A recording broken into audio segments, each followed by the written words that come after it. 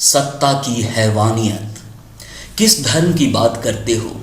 क्या तुम सच्चे मायनों में धार्मिक हो? सारे समाज को नफरत की चिंगारी में झोंक दिया तुमने। कितना विश्वास किया सबों ने तुम पे। और प्रजातंत्र को तो तुमने मार ही दिया। खून के धब्बों और लाशों पर तुम देश को आगे बढ़ाने की बात करते हो। सच्चा धर्म तो इंसान के दिलों में बसता है। कभी अपने दिल के अंदर भी तो झांक कर देखो।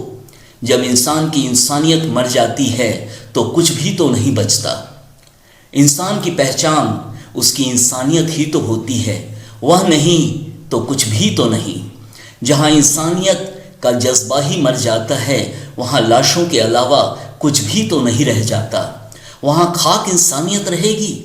तुम बोलना नहीं चाहते क्योंकि सत्ता का नशा इस कदर तुम पर हावी है कि उसके आगे तुम्हें कुछ दिखाई ही नहीं देता। कितनी लाशों को जलते या दफन होते देखते रहोगे। सबसे पहले तो तुमने उस विश्वास का कत्ल किया और फिर नफरत की चिंगारी में तुमने कितनों को झोंक दिया। किस इंसानियत की बात करते हो? तुम्हारे अंदर का हैवान तुम पर हावी हो चला है। सत्ता किस कदर इंसान को बहका सकती है वह तो कोई तुमसे सीखे। ऐसी जिंदगी भी कोई जिंदगी है जो धर्म की आड़ में अपनों के खून की ही होली खेलती है? कल ही तो कितनों का कत्ल हुआ और तुम देखते रहे। तुम्हारे एक इशारे पर सारा सिस्टम हरकत में आ जाता और कितनों के घर के दिए नहीं बुझते। कितनी सुहागनों की मांग का सिंदूर नहीं मिटता। कितने शौहर वापस हंसते हुए अपनी बेगमों के पास लौट कर आते।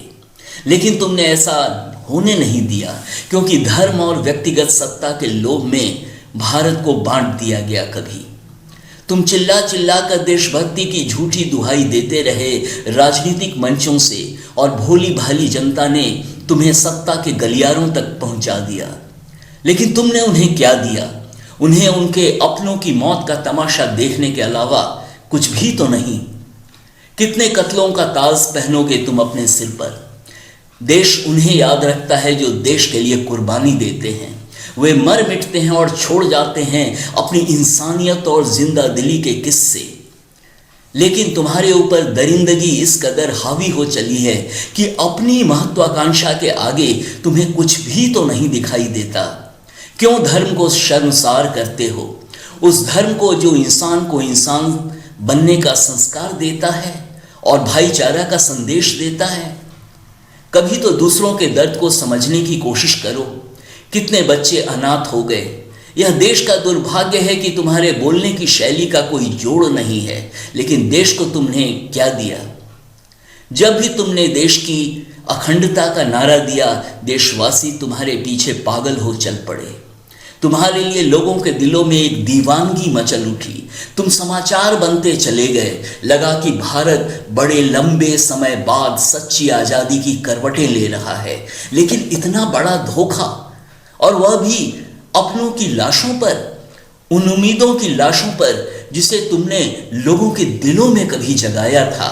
और एक नए भारत की कल्पना कर सभी चहक उठे थे।